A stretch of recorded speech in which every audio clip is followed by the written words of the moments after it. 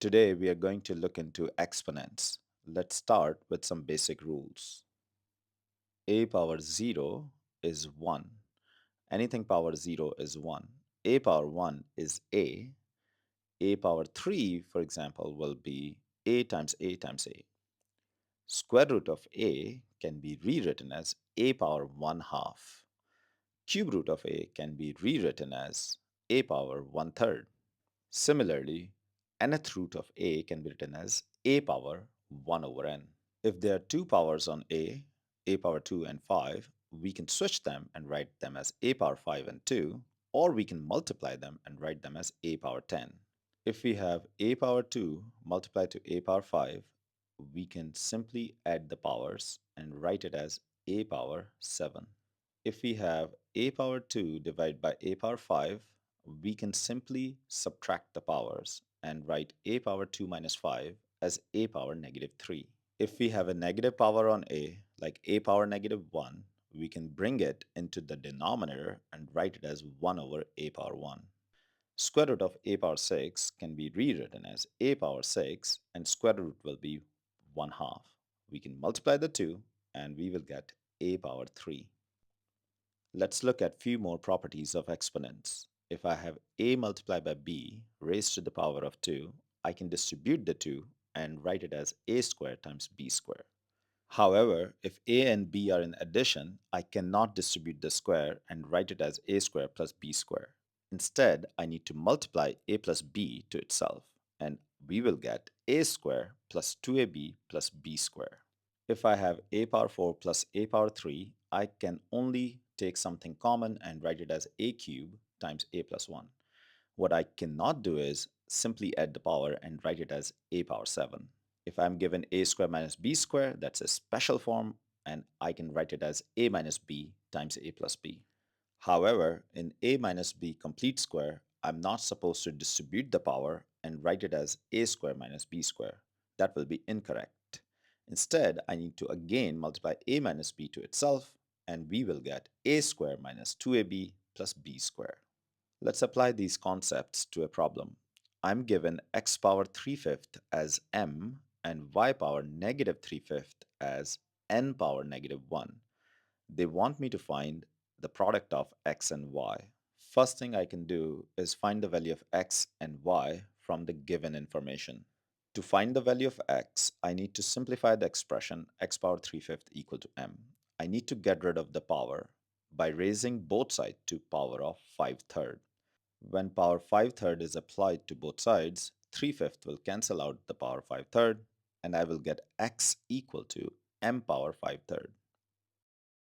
Similarly, we can find the value of y by using the expression y power negative 3 fifth equal to n power negative 1. Let's raise both sides to the power of negative 5 third.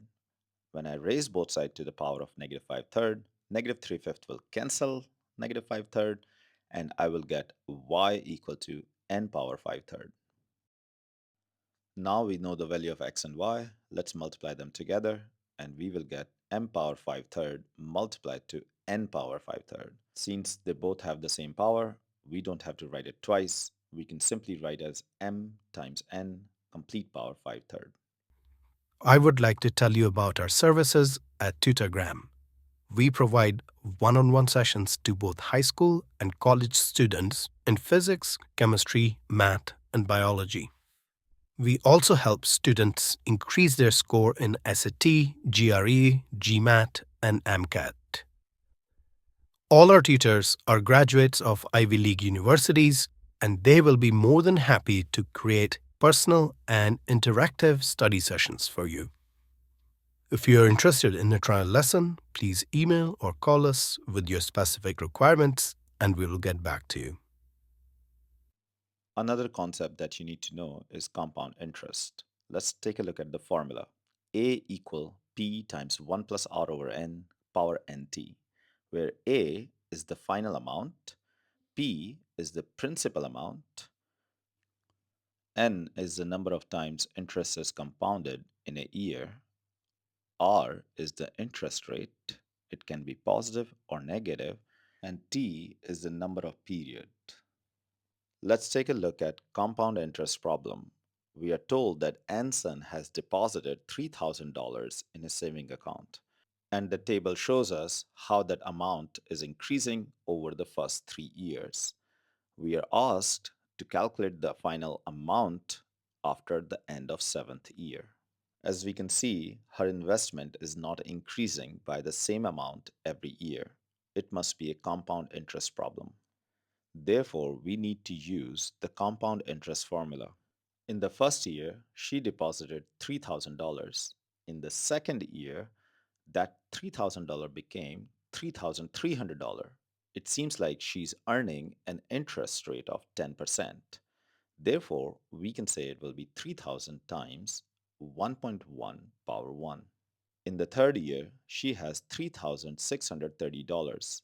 It seems like she's earning another 10% compound interest on the balance from the second year. Therefore, we can write it as 3,000 times 1.1 power 2. In the fourth year, she has $3,993 in her account. It seems like she has earned another 10% compound interest upon the balance from the third year. We can simplify this to 3,000 times 1.1 power 3. Now we are beginning to see a pattern.